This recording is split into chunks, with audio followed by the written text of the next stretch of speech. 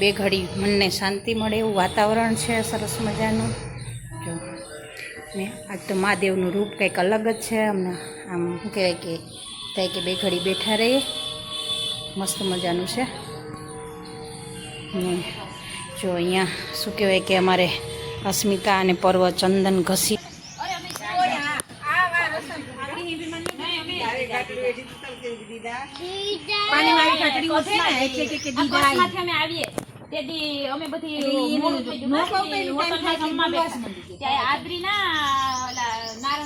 Saraswati school વાળા નથી super Shantipura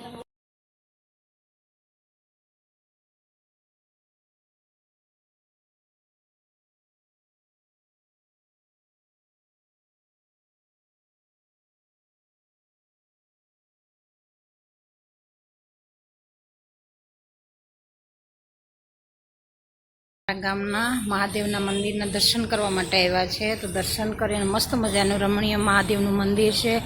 અહીંયા મહાદેવ છે, રાધે કૃષ્ણ છે અને શ્રીરામ, લક્ષ્મણ અને જાનકી પણ છે. મસ્ત મજાનું મહાદેવનું મંદિર છે. અહીં બેઠા રહીએ એવું શું કહેવાય કે બે ઘડી મનને શાંતિ મળે એવું વાતાવરણ છે સરસ મજાનું. જો ને આજ તો મહાદેવનું રૂપ કંઈક અલગ જ છે. અમને આમ શું કહેવાય કે થાય કે બે ઘડી બેઠા રહીએ, મસ્ત મજાનું છે. ને જો અહીંયા શું કહેવાય કે અમારે અસ્મિતા અને પર્વ ચંદન ઘસી અને એનું તિલક લગાવશે હમણાં. ને મસ્ત મજાનું રમણીય વાતાવરણ છે. જો આ ચંદનનું લાકડું છે, પીળું ચંદન છે.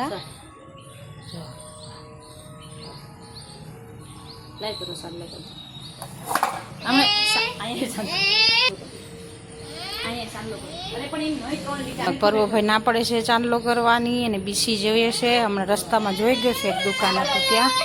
જો અહીંયા આ મસ્ત મહાદેવનું અહીંયા પરિક્રમા પૂરી.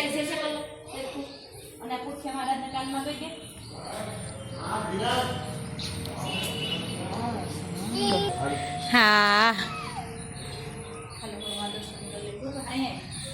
હજી સીધો લઈ લો તમારે. એમાં કાળીમાનું મંદિર છે સરસ મજાનું. આ ભગવાનના ઉતારેલા ફૂલ છે. જો આ અમારા મહાકાળીમાનું મંદિર છે, નાનકડું એવું સરસ મજાનું. હા હા ઠીક ઠીક. રાધે કૃષ્ણનું મંદિર છે સરસ મજાનું. અહીંયા રાધે કૃષ્ણનું મંદિર છે સરસ મજાનું. જો મસ્ત મજાનું ગાર્ડન જેવું છે. અહીંયા ભૈરવ દાદા છે, બાપા સીતારામ છે અને શું કહેવાય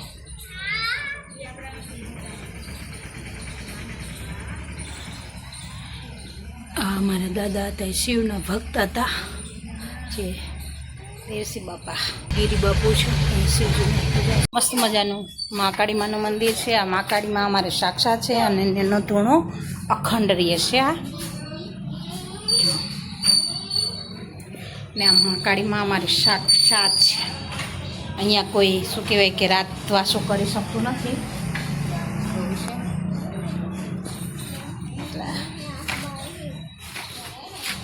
મસ્ત મજાનો ગેટ બેટ થઈ ગયો છે ને હવે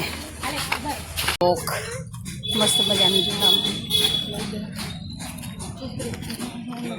આ છે અમારી ગામની મેઇન બજાર. બજારમાં તો અત્યારે પાણી જ પાણી છે આજના કારણે. માતાજીનું મંદિર છે સારણમાંનું. એનું મેઇન સ્થાનક છે વાડી વિસ્તારમાં, પણ અહીંયા એનું ગામમાં પણ છે સ્થાપના.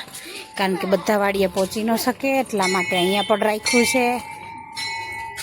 તો મસ્ત મજાનું છે. ઘણા બધા બેઠા છે. જો બુઝુર્ગો ફ્રી થાય એટલે અહીંયા બેસવાનું.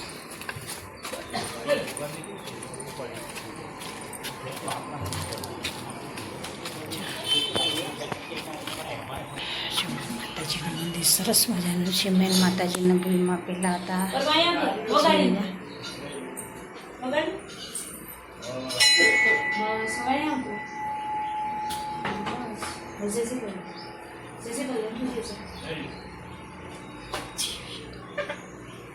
મળીએ માતા. તો માતાજીના દર્શન કરે અને માતાજીની ચાની પ્રસાદી લીધી અને પ્રસાદી લઈને પછી અમે નીકળી ગયા હતા. તો રસ્તાની સીટ નથી કરેલો અને સીધા આવી ગયા મારા મામાના ઘરે, જ્યાં મારા પપ્પાના ઘરની બાજુમાં જ છે મામાનું ઘર. તો ત્યાં આવીને બેસી ગયા. તો વાતાવરણ સારું હતું ને એ લોકો બેઠા હતા તો બોલાવતો ગયો તો ચાલો થોડી વાર ત્યાં પણ બેસતા જઈએ. એટલે ત્યાં બેસવા ગયા અમે, બધા બેઠા. ત્યાંનું વાતાવરણ હતું સરસ મજાનું ઠંડુ, એટલે અમે પણ ત્યાં આવીને બેસી ગયા અને બેસી અને બધી અમે ત્રણેય બહેનો અને મામી વાતો કરવા બેસી ગયા. થોડી વાર વાતોની જમાવટ કરી અને વાતોની રમજમાટ બોલાવી. આ એમનું ઘરનું લોકેશન છે. કેવી સરસ મજાની, અને ત્રણેય બહેનો ભેગી થાય એટલે બધા વાતોમાં એમાં ઘટે નહીં. આની સાથે મામી પણ હતા. તો આ એમને ઘરનું ફળિયું છે. ફળિયામાં સરસ મજાની કેરીઓ છે, પણ એક જ ડાળમાં આવેલી છે. અને સાઈડમાંથી બોરસલીનું ઝાડ, બોરસલીનું ઝાડ તો તમે બધા ઓળખતા જ હશો. અને મસ્ત મજાનું રમણીય વાતાવરણ છે. વરસાદના કારણે ગામડાનું વાતાવરણ તો તમને બધાને ખબર જ છે કે રમણીય જ હોય. તો આવું કંઈક છે અમારું ગામડાનું વાતાવરણ ને અમારું ગામડું. તો મામાના ઘરેથી આવી ગયા છે અમારા ઘરે. અમારા ઘરે આવતા જોઈએ તો વરસાદી વાતાવરણ હતું સરસ મજાનું. તો થયું કે ચાલો એને પણ થોડુંક કેચઅપ કરી લઈએ. તો એ પણ મેં વિડીયોમાં શૂટ કરી લીધું. મસ્ત મજાનું વાતાવરણ હતું. જો કે કમોસમી વરસાદ હતો તો વાતાવરણ તો સરસ જ હતું. વરસાદી વાતાવરણ એટલે સરસ જ કહેવાય. તો એનો પણ થોડો લાભ લઈ લીધો. અને જો તમને મારો વિડીયો પસંદ આવે તો વિડીયોને લાઈક, શેર અને સબસ્ક્રાઈબ કરવાનું ભૂલતા નહીં. સાથે સાથે બેલ આઇકન પ્રેસ કરી દેજો, જેથી કરીને મારા નવા વિડીયો નોટિફિકેશન તરત મળી શકે. અને આવા અવનવા વિડીયો જોવા માટે મારી ચેનલને જરૂરથી સબસ્ક્રાઈબ કરજો.